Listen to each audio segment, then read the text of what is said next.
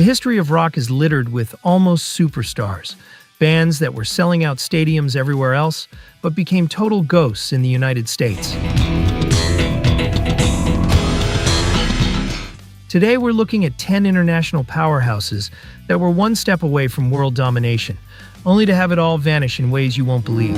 Higher and higher with you again. Take Jet Black Joe from Iceland. And I know I will never touch the ground. By the mid-90s, they were Nordic rock royalty.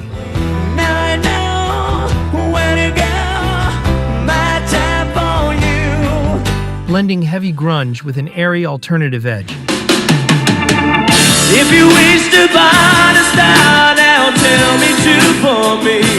In 1996, they flew to SXSW in Texas, with a massive international record deal practically signed. But right at the finish line, the band imploded. Crushed by financial strain and the exhaustion of the overseas push, they splintered at the absolute peak of their potential. Come on, baby, let's forget about the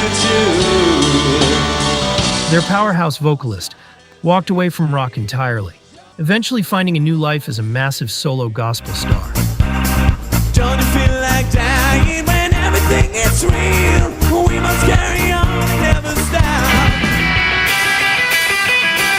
Australia's The Living End was the biggest thing in the Southern Hemisphere. There's kids from the east that never really fit in with the rest. They were cracking the Billboard charts, dominating the Warped Tour, and had the backing of Green Day's Billie Joe Armstrong.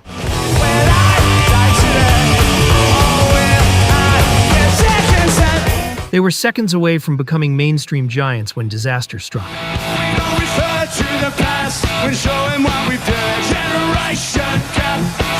A near-fatal car crash in September 2001 left frontman Chris Chaney sidelined for months.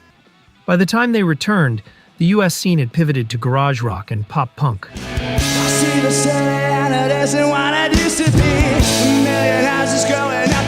The window slammed shut, leaving them as kings of Australia while America moved on.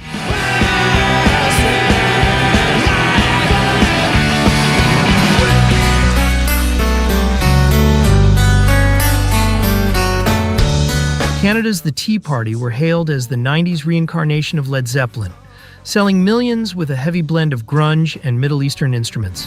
And it feels now just like heaven's coming down. They famously refused to sanitize their exotic sound for U.S. labels, which stalled their American breakthrough before they split in 2005. But the real blow came years later.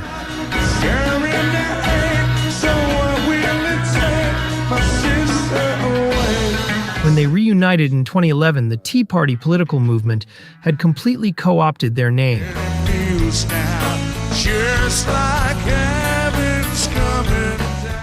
Overnight, the band's online presence was buried under political headlines, turning their own domain name into a digital battleground they couldn't win.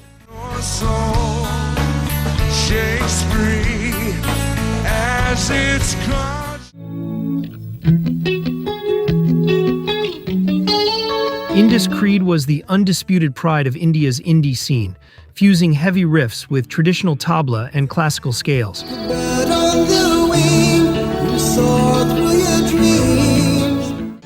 After winning a historic MTV Asia Award in 1993, they were poised for a global breakout.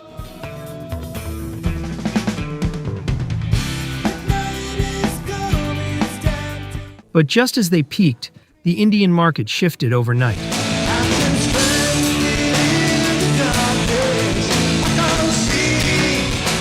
The late 90s Bollywood explosion completely monopolized the airwaves, choking out the budget for English-language rock.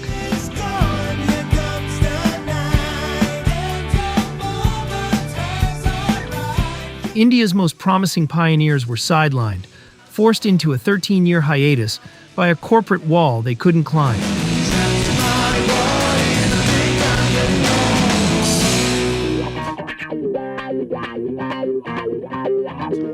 In South Africa, the Springbok Nude girls were stadium-packing royalty.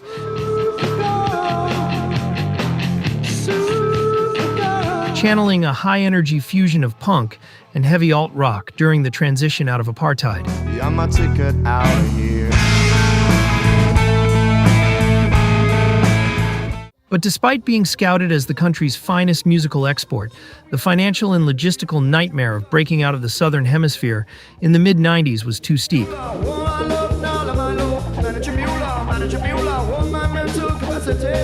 They chose to focus on their massive domestic empire,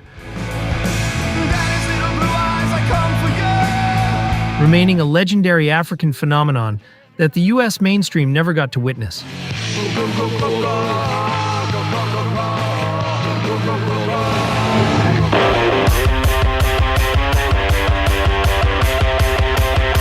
The music industry can also be a branding minefield. Shihad were New Zealand's stadium rock kings,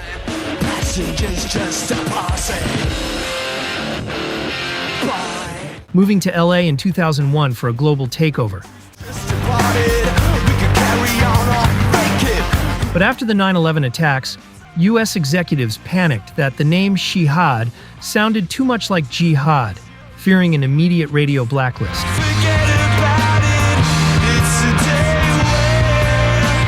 Under extreme pressure, the band reluctantly rebranded as Pacifier.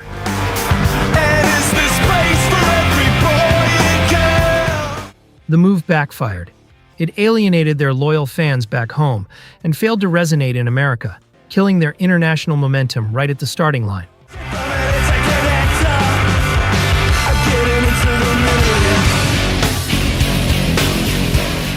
Germany's Guano Apes hit a brutal corporate wall just as they were poised for global stardom.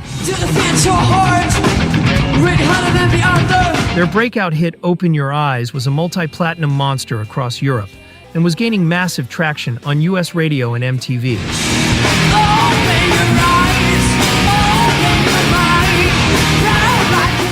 But right as they launched an aggressive American tour to seal the deal, their US label collapsed in a mess of corporate restructuring and budget freezes.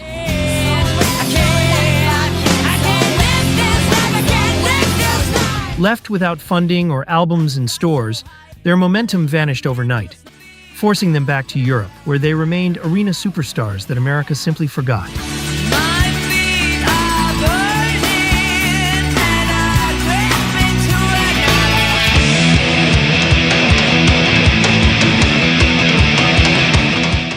Northern Ireland's Therapy exploded with 1994's Trouble Gum, selling over 1 million copies and headlining Europe's biggest festivals.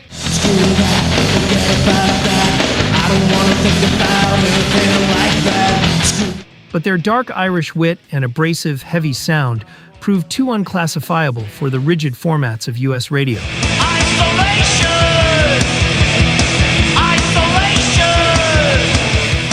Because they straddled the line between noise punk and metal, their label couldn't figure out how to sell them to American audiences.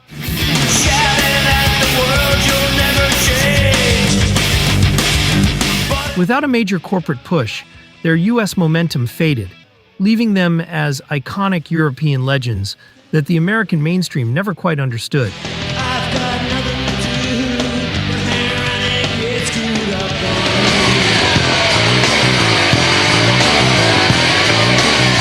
Headswim was a critically adored UK act.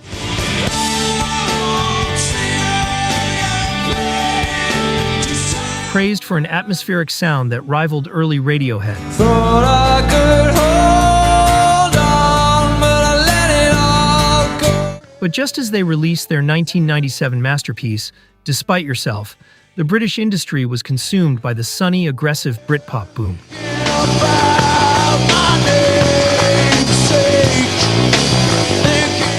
Mainstream radio pivoted to upbeat anthems, leaving no room for Headswim's heavy, grief-driven melancholy.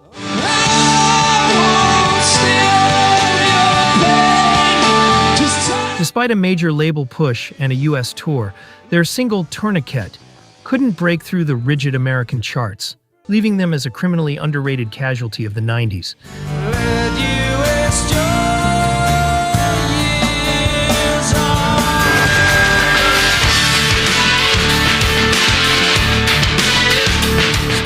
Clawfinger were pioneering industrial rap metal giants, touring with heavyweights like Rammstein and Alice in Chains.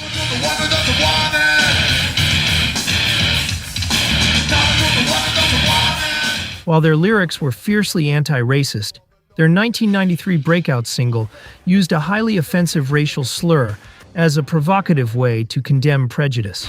Gave you a name to dominate and trade, making blood money off his very own race, man, and all of this because of color. While European fans understood the anti-hate intent, that nuance failed to translate across the Atlantic. Justice for all with the American government. I wanna know where all the goddamn money went. Appalled by the title, U.S. radio, TV networks, and major retailers uniformly blacklisted the band.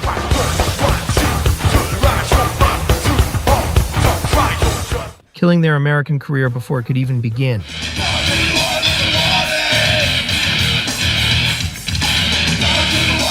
"10 bands, 10 different paths to the edge of greatness, and 10 reminders that in the world of rock and roll, being massive is sometimes just a matter of timing." Let me know if there's a legendary band from your country that the US completely ignored.